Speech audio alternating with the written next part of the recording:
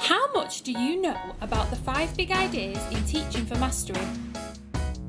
What is representation and structure, and how should we use it in our maths teaching? Dr. Debbie Morgan, the NCETM's Director for Primary, explains all. Representation and structure are essential to teaching.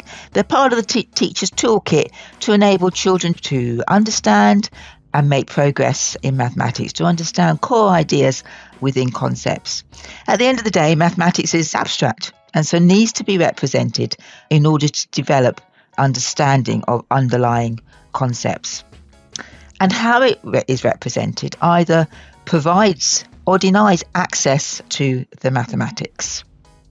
So when we represent mathematics, what we are seeking to do is to represent the underlying structure of that mathematics. And that structure is how and why it works. What are your top tips for using representations and structures in the classroom?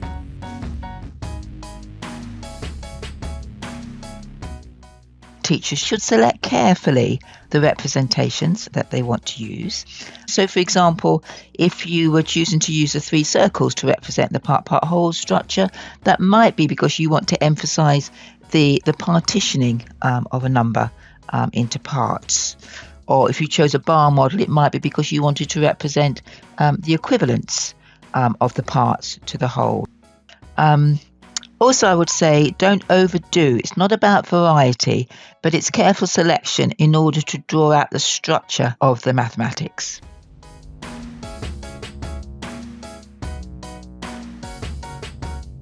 A really key thing is, do not assume that pupils can see the mathematics in a representation. We as adults and experienced mathematicians will see it automatically, but the children as novice learners will not automatically see it.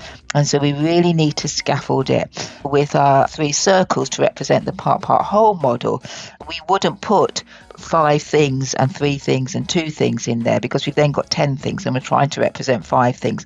We would physically move from the whole into the parts and from the parts back to the whole again. So it's making sense to them.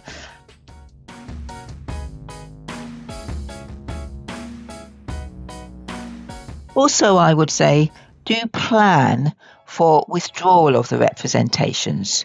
One of the dangers is that particularly our previously lower attaining children would often get stuck with using bricks in every single lesson to do the counting for them and to do the calculating. The representation shouldn't be to do the mathematics. It should be to see the structure of the mathematics. And once children have seen the structure and they're confident with that structure, then you need to plan for the removal of that representation so that they can operate without it.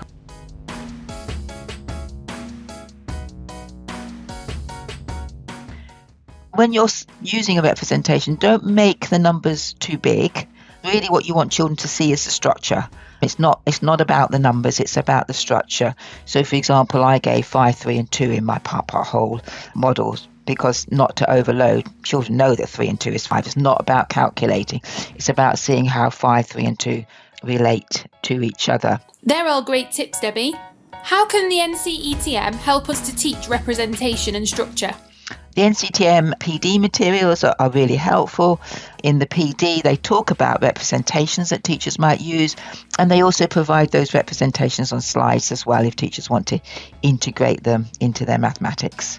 Another really helpful document is the FE Primary Guidance, and there is a core set of representations used across that guidance. So that's a really useful document as well. Thanks, Debbie.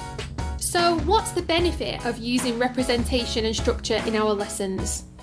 I think there's enormous potential. How a teacher carefully selects and represents the mathematics can provide those magic, I get it moments. I see it, I understand it for children, and thus providing that access. As a result, children will make better progress. They'll develop deeper understanding and the ability to connect ideas together. One of the really key things is that if we are focusing on structure, structures in mathematics do not change. That additive structure that I drew out through representing the part-whole model with the 3 circles, it may be represented differently, but that essential additive structure is the same in year 2 as it is in year 12. Structures do not change, so an emphasis on structures and providing access to those structures through representations is absolutely key to all children being successful. That sounds great, thank you. If you want to learn more about representation and structure, read the full Q&A with Debbie in our feature. For more information about Teaching for Mastery and the 5 Big Ideas, visit our website.